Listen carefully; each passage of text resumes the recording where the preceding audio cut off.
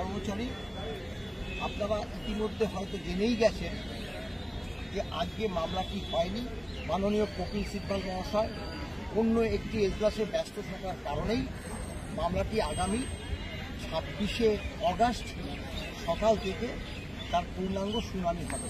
এই বিষয়ে আমাদের যে মাননীয় আইনজীবী নির্দেশ হবেন যে দু চারটি কথা আপনাদেরকে শোনাবো। আজকে মামলাটি ছিল মূলত রাজ্য সরকারের বক্তব্য পেশ করার জন্য।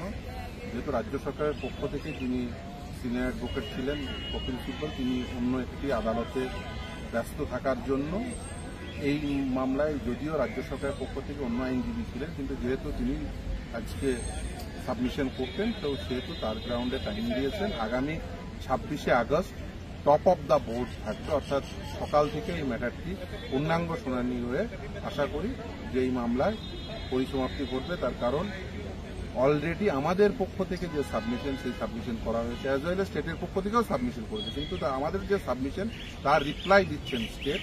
খুব স্বাভাবিকভাবেই স্টেটের পক্ষ থেকে যারা সিনিয়র অ্যাডভোকেট রয়েছেন তাদের সাবমিশনের সুযোগ রয়েছে। সেই যেহেতু আজকে অন্য একটি মামলায় সকাল থেকেই শুনানি হচ্ছে অন্য আদালতে, ফলে খুব স্বাভাবিকভাবেই যেহেতু এটি কন্টিনিউ ম্যাটার, কন্টিনিউয়াসলি চলছে যে ম্যাটারটি, যেটি ফলে অল অফ দ্য সাডেন তার মাঝখান থেকে তো এসে অন্য একটি মামলা শুরু করা যায়, সেই জন্য আজকে টাইমটা পারমিট করেছেন এবং আগামী 26শে August top of the board এই ম্যাটারটি রেখেছেন, ডিএ ম্যাটারটি। আশা করি ম্যাটারটি সেই দিন পূর্ণাঙ্গ শুনানি।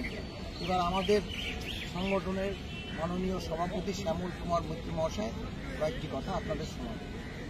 প্রিয় কর্মচারী, অবসরপ্রাপ্ত এবং কর্মরত কর্মচারী বন্ধুরা, গত 28শে নভেম্বর 2022 মহামান্য সুপ্রিম কোর্টে confederation of state government employees and others versus state of West Bengal and others অর্থাৎ ডিএ মামলা প্রথম শুনানির জন্য ওঠে।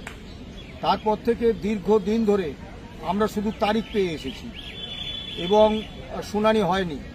এবং একটা সময়ে মামলা শুরুর আগেই সমাজ মাধ্যমে লেখা হতে থাকতো যে তারিখ পে তারিখ। জাস্টিস করলের বেঞ্চে মামলাটা আসার পরে আমরা খুব সদর্থক একটা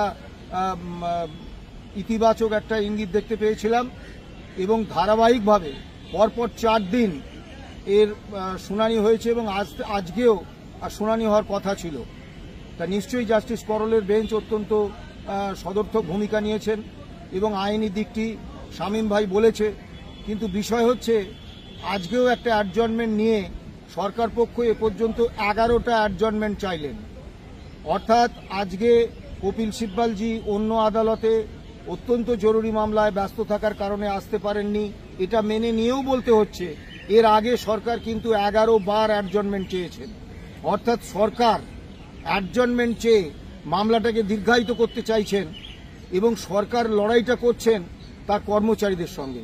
এটাই সবথেকে দুর্ভাগ্যজনক। আগামী 26 তারিখ সারা দিন শুনানি হবে।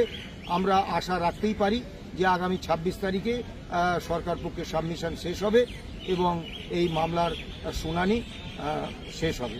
ভালো থাকবেন, সুস্থ থাকবেন।